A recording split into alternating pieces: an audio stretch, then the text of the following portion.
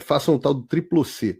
Curta, comenta, porque a integração do chat ajuda muito, e compartilhe. Você pode fazer essas 3 coisas que ajudam o algoritmo a aparecer. Mas eu não estou brincando não, pessoal. Dá uma paradinha agora de 1 segundo e clica no joinha, porque às vezes sabe, essa pessoa já está acostumada a ouvir isso. Não, é importante que você faça isso, porque se você não fizer, inclusive atrapalha o vídeo. Parece que o vídeo é menos relevante. Então, existe uma discussão grande e válida e que precisa ser aprofundada. Aquela Brigitte Gabriel sempre fala muito sobre esse assunto, não sei se já teve a oportunidade de vê-lo, mas existe uma discussão válida de se é possível algum tipo de democracia de fato existir da forma como nós enxergamos democracia. Democracia não é simplesmente voto para a eleição de alguém. Mundo islâmico. Dentro do mundo islâmico.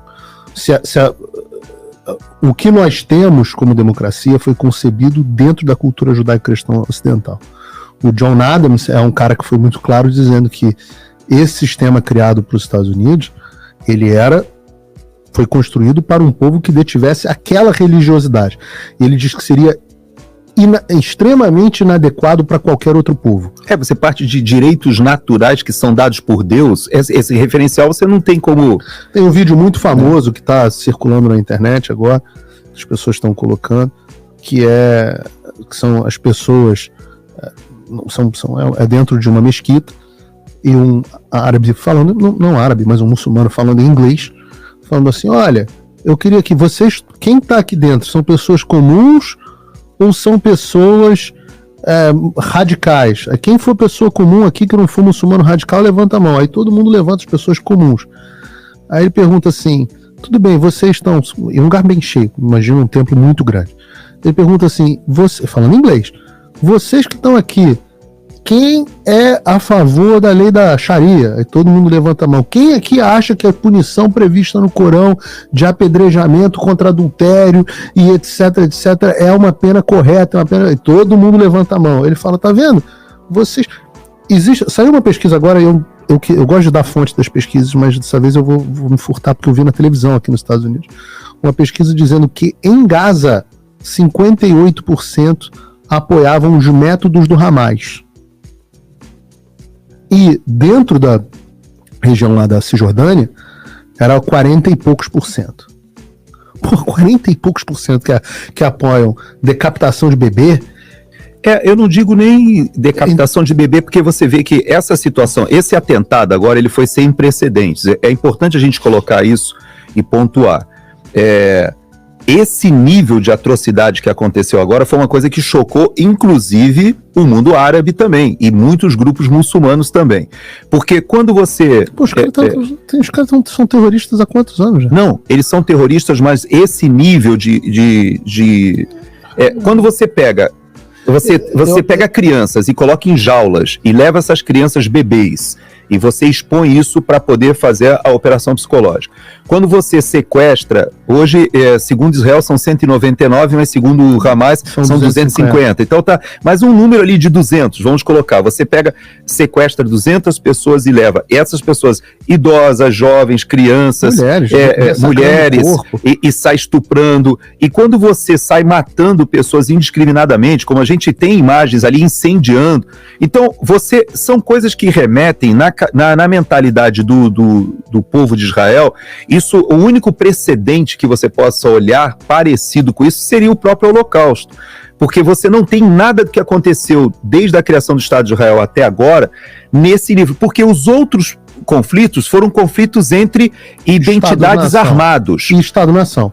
Estado-nação e militar. O militar, ele é formado para matar. Sim. Então, agora, quando você pega e atinge propositalmente civis com esse nível não dá nem para falar que foi uma coisa animalesca, porque foi demoníaca, que talvez seja a palavra mais adequada. Então, você chega a um nível de perversidade inumano.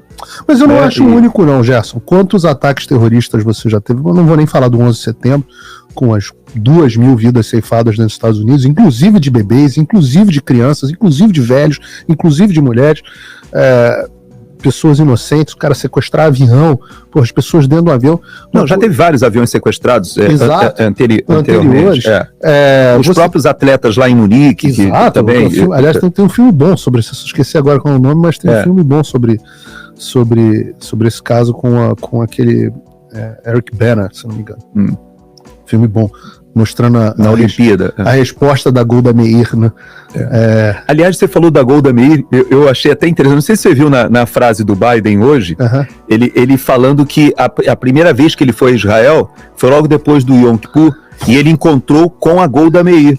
Eu não sei se ele você já viu. Era um senhor. Não, ele era jovem, ele era o primeiro mandato dele de senador, eu acho, mas seja como for, ele contou uma coisa que eu não sei se você ouviu, que eu achei bacana essa talvez até para nossa audiência que não ouviu. Eu estava ouvindo no carro vindo para cá, e eu ouvi ele falando e ele dizendo o seguinte, que ele foi conversar com a Golda Meir, que ela se aproximou, ele era um parlamentar na época, segundo ele, jovem, né, mais jovem, mas ela chega para ele e fala assim, por que você tá tão, assim, preocupado? E ele fala, ué, não é pra gente estar preocupado com essa situação que está acontecendo? Ela fala assim, não, mas Israel tem uma arma secreta. Aí ele mesmo, assim, nós não temos para onde ir. Então, quando ele usa essa expressão, ela fala assim, a nossa arma secreta é que é o único estado judaico Exato. De todo o globo. Exato. Então, e nós não temos para onde ir. Toda guerra é a última, né? Toda guerra é a última. E aí ele colocou isso, eu achei. Aí ele foi uma sacada dele, quando ele colocou no discurso dele, ele fala, e eu quero dizer para vocês que nós viemos aqui para dizer que nós também estamos com vocês e não temos para onde ir. Não, então, ele coloca, nós estamos com vocês, aí ele faz uma jogada de político também. Mas eu achei interessante essa fala da Golda Meir, que eu não conhecia, né, dessa arma secreta de Israel, né, que na verdade é esse sentimento de que... O filme que eu citei foi o Munique, do Steven Spielberg. Então, é um grande filme aqui. Obrigado ao pessoal do chat que está avisando. Mas eu acho que o Biden, falando aqui da postura do Biden, voltando um pouco pro Biden, eu acho que o Biden, ele vive uma certa sinuca de bico, tá? Ele teve uma frase que foi...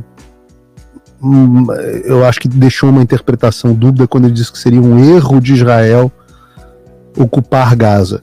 E eu não sei se ele quis se referir a isso como Israel de fato ocupando e mantendo o território de Gaza, do qual Israel abriu mão há 20 anos atrás, né? O próprio Israel abriu mão 20 anos atrás. Israel não quer ocupar um lugar que tem 2 milhões de pessoas, 50% delas em situação de desemprego e pobreza, com problema de infraestrutura e basicamente uma usina de terroristas. Israel não quer esse lugar, mas eu acho que talvez ele esteja se referindo a uma ocupação permanente de Gaza que não é do interesse de Israel, nunca foi, sempre foi uma questão de sobrevivência. Mas eu digo que ele está numa sinuca de bico porque esse é um fenômeno interessante.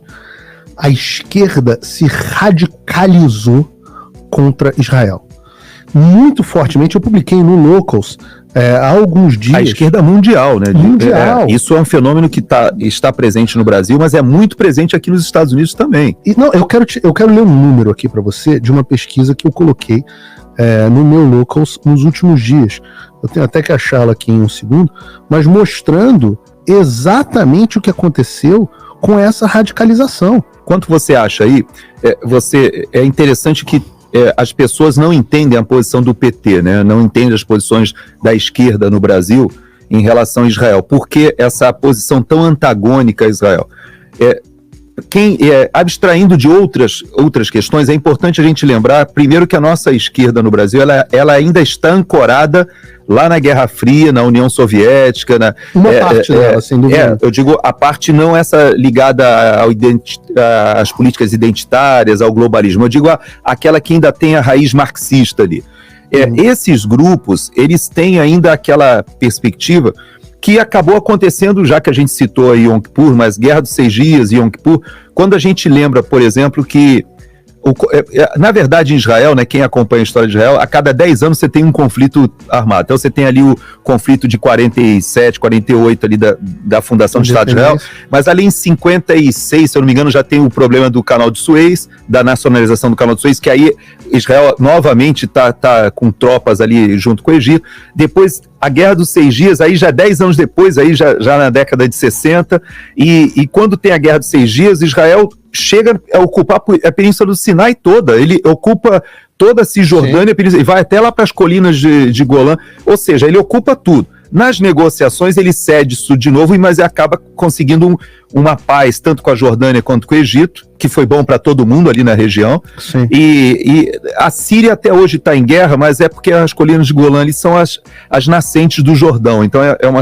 tem a questão da geopolítica da água ali, né? Que é e a questão da posição de superioridade ali para proteção do espaço aéreo. Também, mas ali a geopolítica da água é o que explica, por exemplo, a questão do Kurdistão ali com o Tigre e Eufrates, que são as nascentes, né, do Tigre e Eufrates, justamente naquela área que os curdos querem criar o seu estado. Então, vão focar, né? Pois é. Para o juízo final. Pois é, se você olhar para a escatologia bíblica, mas de todo jeito, essa guerra, né, de geopolítica da água ali é muito importante. Agora, voltando aqui, o que eu estou querendo dizer é o seguinte, é que quando tem essa escalada no pós-guerra, que você tem Guerra dos 6 Dias, Yom Kippur, etc., sempre a Rússia, desde a nacionalização do Canal do Suez com o Nasser, a União Soviética se colocou do lado sempre antagônico dos Estados Unidos. E como os Estados Unidos, eles... Embora não na fundação de Israel. Não na fundação, é verdade. Mas eu digo, por isso que eu posicionei do Nasser, né, da nacionalização do Canal de Suez para frente. Dali, essa posição, talvez a esquerda brasileira, ou o pessoal mais jovem, deveria refletir, porque eles trazem esse ranço da Guerra Fria, ainda dessa perspectiva de que Israel é o aliado dos Estados Unidos e os árabes seriam os oprimidos pela presença americana, imperialista, etc., por causa da propaganda soviética, da propaganda... Então, é importante que a gente tenha, pelo menos... Esse é um bom ponto, de onde vem, né? Mas eu acho que tem outros dois componentes, um dentro do marxismo, ideologicamente existe um antijudaísmo, eu não vou nem chamar de antissemitismo, um antijudaísmo muito forte. O Marx, antes de escrever o Capital, 20 anos antes de escrever o Capital, se eu não me engano, escreveu um livro especificamente sobre a questão dos judeus, um livro altamente preconceituoso, onde ele diz que os judeus são, o Deus dos judeus são o dinheiro, que os judeus são os opressores do sistema financeiro. Os maiores intelectuais preconceituosos e antissemitas são judeus, né? Isso que eu acho mais... você falou sobre o Soros, o George Soros. Essa semana. E é impressionante como os maiores antagonistas do Estado de Israel são judeus. As maiores mentes e as maiores fortunas que fazem a pauta progressista globalista são também de judeus. E isso causa uma confusão. Eu vim morar aqui nos Estados Unidos e eu moro numa comunidade em que praticamente eu sou o único brasileiro. É todo mundo judeu lá. Depois que eu descobri, eu fui conversando com os vizinhos, todo mundo era judeu. Só que eu reparei que a minha casa não tem nenhuma sinagoga próxima. Aí eu falei, mas como é que é todo mundo judeu aqui se o judeu, para ir à sinagoga no sábado, ele não pode ir de carro, ele tem que ir a pé? Eu falei, então, aí que eu fui me tocar conversando com o pessoal, que era todo mundo votava no Partido Democrata. Aí eu falei, peraí, eu tô com a minha cabeça formatada errada, eu achei que tava todo mundo aplaudindo o Donald Trump transferir a embaixada de Tel Aviv para Jerusalém, e eu não encontrava esse apoio em ninguém ali nos meus vizinhos. E eu falei, peraí, aí é que eu fui compreender que você fala de Estado de Israel, você fala do povo judaico, e você fala da religião judaica, são coisas bem distintas quando você leva para a política.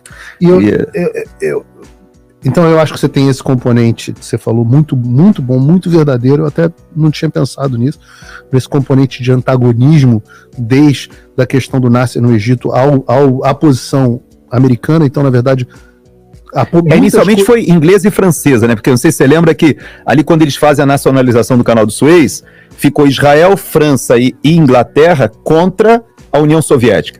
E os americanos na época, eles tiraram o pé, porque eles não quiseram escalar para uma terceira guerra mundial ali e tal, aquela coisa toda. Acaba que logo depois tem a crise dos mísseis ou seja... Não, mas o ponto da posição ser automática... Muitas das posições da esquerda, você tem... É verdade. Muitas das posições da esquerda são quase que um cacuete, um reflexo condicionado de uma posição de antagonismo aos Estados Unidos. E pró-Rússia, né? E pró-Rússia. Esse é um bom ponto. O outro ponto, sem dúvida nenhuma, é essa questão ideológica por trás do marxismo. De novo, antes do Capital. O Capital é influenciado pela visão do Marx, antes dele enxergar a briga entre proletariado e burguesia, né, oprimidos e opressores do proletariado da burguesia. Ele enxergava a opressão judaica, judia talvez no caso, às pessoas. E essa visão antissemita era muito comum na Europa. Até porque eles eram aí tem várias explicações, né? Detentores do sistema financeiro, onde eles podiam ter terra, eles eram os landlords, né? Os como é que chama? Os senhorios de várias terras, proprietários, etc. Sem dúvida nenhuma. Mas eu diria que tem um terceiro componente, que é um componente espiritual.